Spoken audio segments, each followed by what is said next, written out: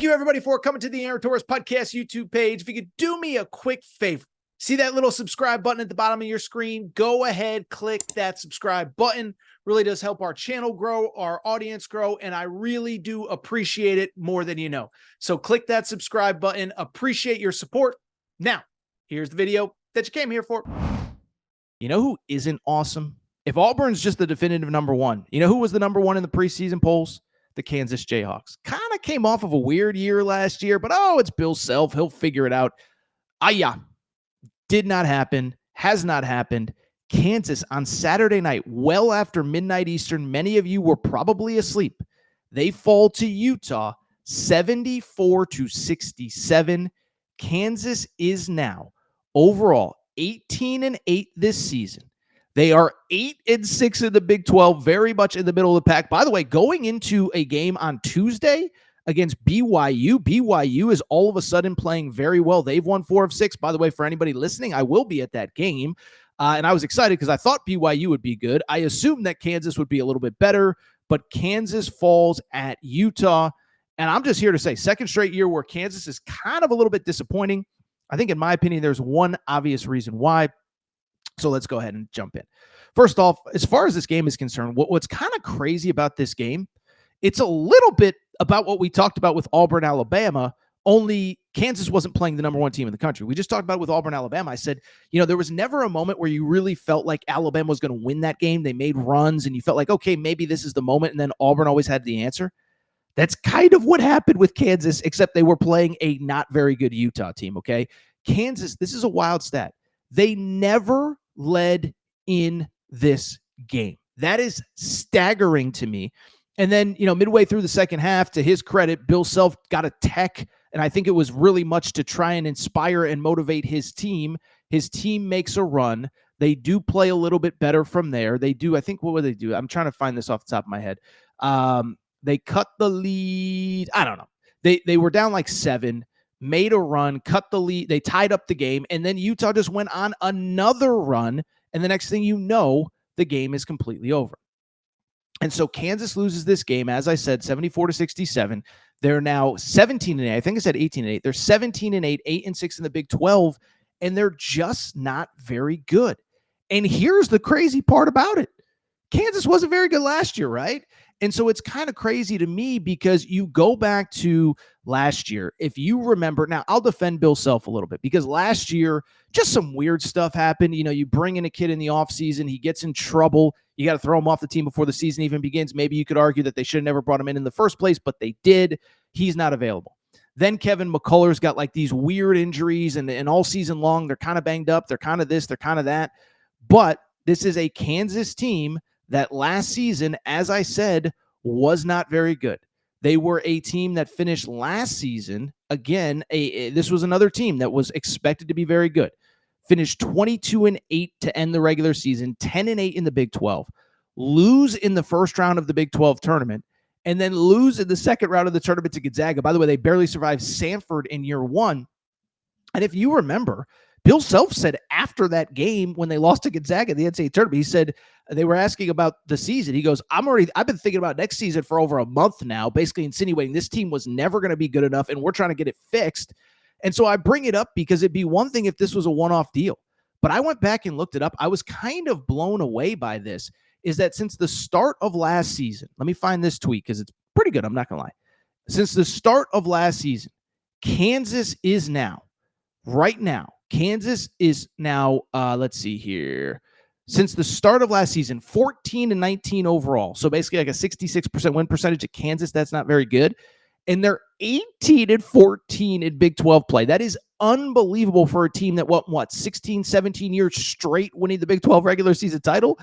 And I think the interesting part, there isn't necessarily an obvious reason as to why they stink, although I think there's something to it. One, listen, I think you could argue the Big 12's gotten a little bit tougher. Houston's come in, Arizona's come in. But here's the thing that you can't argue, is Houston has dominated this league. Arizona is in second place in this league. So it's not as though the league is so good that everybody's just beating everybody else up, because Houston and Arizona are running away from the rest of this league. But even still, if you look at Kansas, I mean, what's kind of crazy about Kansas is that they really, this is the crazy part actually, is that they actually haven't played most of the toughest part of their schedule so far. They have not played Arizona yet. They do have a return game at Houston after losing to Houston at home. They have not played Texas Tech yet, the team that's in third place in the league standings right now. So basically, of the top, let's see here, of the top, there's 4 teams that are clearly ahead of them. They still have 1, 2, 3 games against the top 3. And then, oh, by the way, they play at BYU on Tuesday. As I said, BYU's tied with them for 5th place in the league standings. By the way, they didn't beat Baylor, who is also tied at 5th place in the league standings. So it's like you're basically talking about a team that has beaten up on the bottom half of the league. Their road wins so far this season are not impressive. At Central Florida, they're not good. At Cincinnati, they're not good. Both those teams in the bottom 5 of the league. TCU, not very good. So it's not even like, well, I mean, they had to play at Houston. They had to play at Arizona. It's like, no, they haven't played the tough part of their schedule yet. They're sitting there right now as we speak this second at 8-6 overall in league play. And so I think the question becomes like, what has happened to Kansas? How much is on Bill Self? And why can he not get it figured out? Now, listen, I think there's a couple obvious reasons. Again, the Big 12 did get better, but I don't think that's an excuse when Houston is trending towards a second straight league title, when Arizona has come in and is playing as well as anybody not named Houston in the league. But I think the counter to that is, again, not an excuse. And then 2, you start to look at this year's team, right? If last year you didn't have enough, well, Bill Self went ahead and made sure that he did plenty in the portal, and those guys just haven't really translated. Like AJ Storr was my number 1 portal player in America, and I still believe like he was the best player available. I mean, this was a guy that averaged 17 points per game in the Big Ten last year, but he's come to Kansas, and listen, it hasn't worked out. Zeke Mayo is playing well, but he's kind of a guy that's just like, he's the third, he's a guy that he can get points within a game, within a system, but he's not going to take over a game. Like he's not going to go score on a personal 9-0 run or score 11 points over 14. Like that's not the player that he is. Rylan Griffin, by the way, the same thing, came from Alabama, was supposed to provide 3-point shooting, averaged 11 points on the Alabama Final Four team. He has quickly learned that the grass is not greener in Lawrence than it is in Tuscaloosa because he's averaging 6. And so listen, when you talk about what's the problem, 1, you missed on some guys in the portal. 2, I think some of it was maybe a little misevaluation, whatever. But 2, is it Hunter Dickinson? It's so interesting because there isn't an obvious reason. But I will say, I do think there is one obvious reason that needs to be discussed. And I think it's a conversation that actually we could go back to football season when it really started. This has nothing to do with Kansas.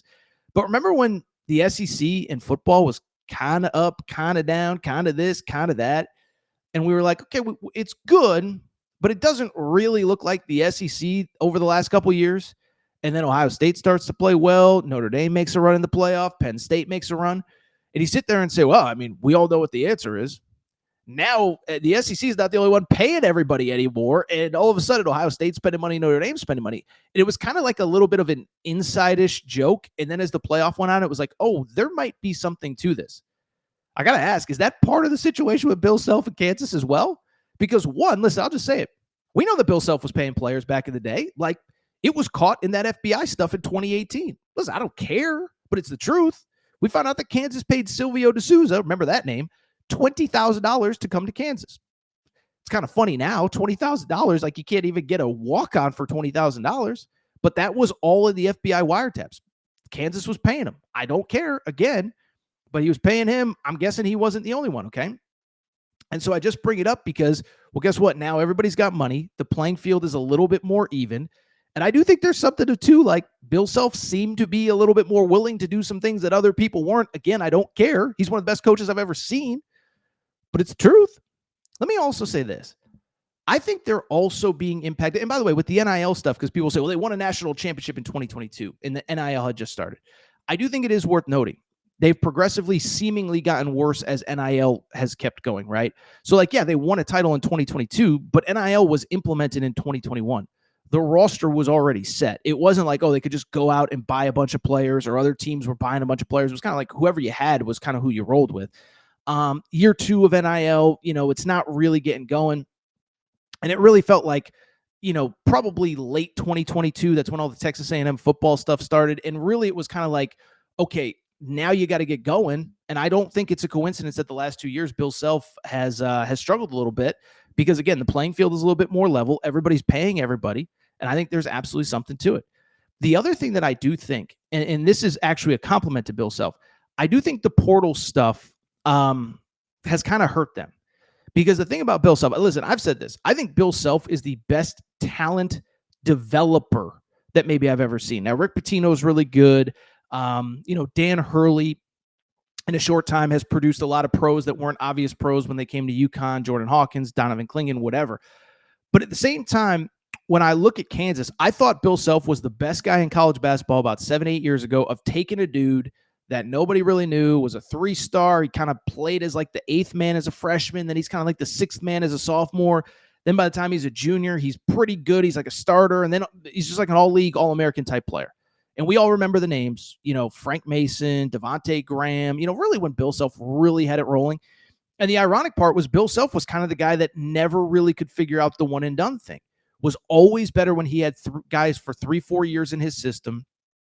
And some of his most disappointing teams were like when he had Andrew Wiggins. A lot of the other guys that he brought in as one and dones never really figured it out, right? Remember Check Diallo? Remember that name? Yeah, probably not. McDonald's All-American. Didn't really work out. Kelly Oubre didn't really work out. He was always better when he had guys for 2, 3, 4 years in his program.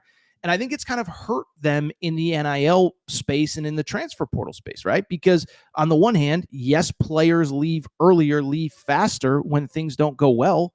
But I think it's also worth noting, I think it's easier for coaches now to just move off a player if he's not performing. And I hate it. I wish it went back to the old way, but that's the truth. And in this NIL world, it's hard to blame coaches. Everybody's getting paid. The stakes are higher. People turn on you faster. Boosters dry up stop giving you money faster. You have to win right now, and you have to reevaluate every offseason. And so it's hard for me to blame Kansas or blame Bill Self for moving off of a player, but I do think that's probably hurt a guy who was really good when he had players in his system for 3, 4, 5 years. I'll give you an example. And again, I'm not blaming Bill Self. I'm not blaming the player. It's just reality. But how about this?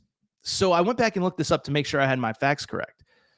Do you know the name Zuby Ejiofor? Okay. If you don't know, he's at St. John's right now. He's their starting center. And basically he's playing at like an all Big East level, like 14 points a game, 9 boards a game, whatever. Well, he was actually a freshman at Kansas 2 off seasons ago. Was a freshman, barely played. What ends up happening? They decide that they don't want to wait for him. They don't want to wait for the other guys in this program to figure it out. They go recruit Hunter Dickinson. And you can go back and look it up. Hunter Dickinson committed on like May 5th, May 4th, something like that. And this kid, Zuby Ejiofor, hit the portal like May 8th. So there's a direct correlation between they went after Hunter Dickinson, they got Hunter Dickinson, but they lost a guy who's basically right now playing about as well as Hunter Dickinson is for Kansas. Hunter Dickinson is obviously playing better, but you kind of get the point. Is that is Hunter Dickinson that much better than Zuby Ejiofor right now? He really kind of isn't. And then beyond that, if that was a dude that was in the program for 3-4 years, it's just a different relationship than a dude that started somewhere else and then comes back in. And so I could go on and on. Sky isn't falling for Kansas. They're not going to miss the tournament, nothing like that. But you look at the resume is kind of underwhelming. Great win against Duke early in the season, a game I was at, but beat Carolina at home. Carolina's no good. Went to, lost to Creighton, lost to Missouri in the out of conference portion of play. Beat Michigan State on in the Champions Classic, so I guess that was pretty good. But I mean, those are your 2 great wins, Duke and Michigan State. Then, like I said, you haven't played well in Big 12 play, and the toughest part of the schedule is still ahead. So I could go on and on. I'm not going to. Kansas low-key kind of stinks, okay? They low-key kind of stink, but let's go ahead and say that they're not playing very well right now, and that's okay.